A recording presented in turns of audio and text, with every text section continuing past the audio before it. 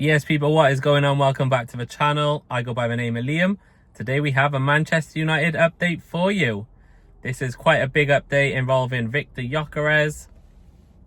Last night, out of nowhere, a quite low-level source came out stating that Victor Gyokeres was about to choose United over Arsenal. From looking into this, it doesn't look as if it's going to be true. I did see a Fabrizio update advising that Gyokeres has never said no to Manchester United. He has never turned down Manchester United or put a stop to it. He has said that Arsenal is his preferred destination, but he has never turned down or declined Manchester United. Sporting are currently in the process of signing a new striker after Gyokeres has said that he's done there. He said he's not going back. He's not playing for them again. So it doesn't appear that we're going to see Gyokeres play for them again. So he will be moving club. We know that. He has said Arsenal is his priority, but he has never turned down a move to Manchester United. Looking at the old Fabrizio comments on this, he has previously said that if Manchester United won the Europa League, Gyokeres would be a Man United player. He said he was 99% sure. So by not winning it, we have obviously allowed Arsenal to jump us in the queue, which makes sense. If you think about it, Gyokeres is 27 years old. The thought of joining a team in the Champions League with a very good squad is obviously more appealing than Manchester United, who are going through a rebuild and no European football. The good news is he hasn't declined Man United. So even if Arsenal don't want him, there's still a shot that we could get him. There is a worry that if Arsenal choose Sesko, like it looks like they might, Chelsea or some other Champions League club could come in and Gyokeres could prefer them over United as well. Ideally, United act fast, they throw an offer in. Hopefully Gyokeres is able to make a decision while Arsenal is still waiting. And also, the whole Arsenal thing is a bit weird. Yes, we know Arsenal's his priority, but they look very close to signing Sesko, who's only 22. So if they do, I can't see Gyokeres coming in, being a replacement to a 22-year-old at 27. These are crucial years in his career. He obviously wants to make a name for himself. He wants to hit the ground running. I can't see him coming in with competition for that striker position straight away. So I do think United still have a chance in this one. Unfortunately, I do think it also depends on Arsenal. So I think their decision is going to influence a lot of this and where players end up. What can you see happening with this one? At the moment, it doesn't look as if Gyokeres is choosing United over Arsenal, unfortunately. It would be nice if he did, but no official news on that as of yet. Will he come to United? I think somewhere there may still be quite a lot of hope that he does. My fingers are crossed, but we will see. Ben Jacobs has released something yesterday. He has said that Manchester United want to confirm Bryan Mbeumo before reporting to pre-season on the 7th of July. So they want the player in. They have sent a second offer of 60 million plus add-ons to Manchester United, which apparently is not far off Brentford's expectations. Overall deal will be close to Brentford's valuation of 65 million.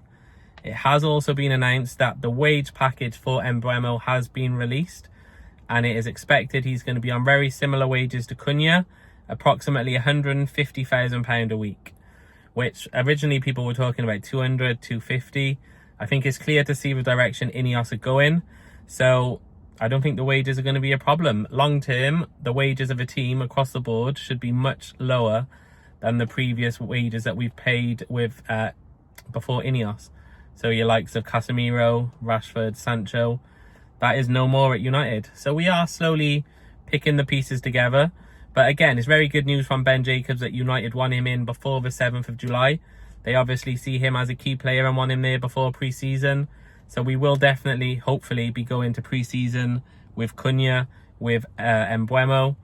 And that's probably going to be it for the new signings. I can't see anyone else coming in before then.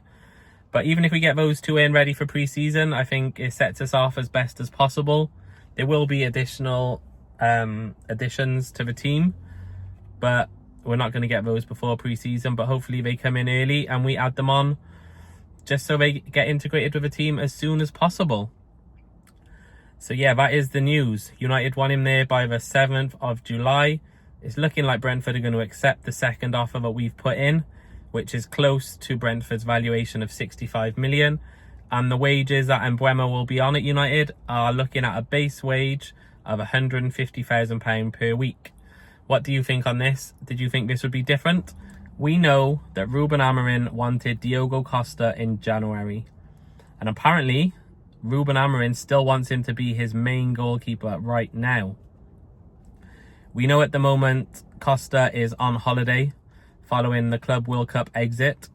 But it is being reported that Porto have said they would be happy to sell the player for a €50 million fixed fee with additional add-ons. This works out at approximately 42 million. We also know that Manchester United have expressed interest in Emi Martinez from Aston Villa, who is also very high on the list. There is going to be a benefit of getting Martinez. We would probably have to buy him in June, so before July, to help Villa with their financial fair play. So they're going to be looking to offload players this month, whereas the Costa thing could drag out until the end of August. So it depends really if United want to go for more experience. We know Martinez is an experienced Premier League goalkeeper, but we also know he's cheaper. So he's the cheaper option and he's experienced in the Premier League, as opposed to Diogo Costa, who is Ruben Amorim's first choice. He knows him very well, obviously, they're both Portuguese. And he's a very good goalkeeper. We saw him win the Nations Cup final the other day with Portugal beating Spain on penalties. And we know about him. We know he's a very good goalkeeper. He's obviously younger, so he could be a long-term addition to the club. And personally, I think if it's the manager's first choice, we give the manager what he wants. Don't get me wrong, I would take either of these over Onana. But yeah, Costa would be my choice. We also know that Man City are interested in him. So we need to watch the whole Ederson thing, see what happens there. Ederson currently has 1 year left on his contract. He has apparently set out his wage demands, but Man City are not currently negotiating. Apparently the money he's asked for is a little high to what they want to pay. And it is being reported that the only places that would pay his wages are in the Saudi League. So again, we don't know what's going to happen with that one. I think Man City could be a big part of this one. If both Manchester clubs go for him, you would have to think he would probably lean towards City because of Champions League football, because of the money they can probably offer. Even though we have Amorim, we have players who he knows from the Portuguese team and league. But it'll be interesting. I think United are looking to get a new goalkeeper. I think Onana's time is up. Who that'll be, who knows? I like the people we'll be enlisted with. I would love Costa and I would settle for Martinez. I think they're both better options than Onana, but comment below and let me know what you think. So today's update, Jadon Sancho, Juventus. Apparently negotiations are underway with Juve for Jadon Sancho, and the figure being reported is approximately £21 million. If this is true, it is believed that Manchester United will accept this bid. But I guess the big thing then, or the tricky part, is Juventus getting Sancho to agree the wages. There has also been interest from Jose Mourinho in Turkey, but Sancho's camp is saying that Italy is his preferred destination. It's a better league. I think he's going to be tested more there, and he wants to go to Italy over Turkey. Apparently, up until now, there's been no pushback from Sancho's camp about a move to Italy, and it seems as if Italy is his preferred destination. Juventus, being the club in question, also have a player that Manchester United are interested in. As a player they signed from Aston Villa last season for 43 million, Douglas Luiz. And apparently, the thing I found bizarre is being reported that he is being offered to Manchester United for 21 million, which I find strange. First off, both players are valued at the exact same amount. Also, Juve bought him for 43 million, but they're happy to sell him for 21. That's like half his price. So why has he lost half his valuation in a year? Like, what has happened in Italy to make him lose that value? Personally, I'd go for it if we can just do a straight swap. Sancho for Luis, I would do it. Sancho, we've got nothing to lose. And also, why are they willing to pay 21 million for a player who's got 1 year left on his contract? That sounds a bit odd to me as well. I don't know where we'll end up with this one. There could be a little exchange going on. It could just be a straight swap. Douglas Luiz for Jadon Sancho, in which case I would accept it. What do you guys think? We know Sancho prefers Italy, so it's going to be easier for him to agree terms with an Italian club. Juve want him as well, apparently. So if they're happy to pay 21, we're happy to sell him for 21. And we're also happy to buy Luiz for 21. I say we take a punt on it. We just swap player for player.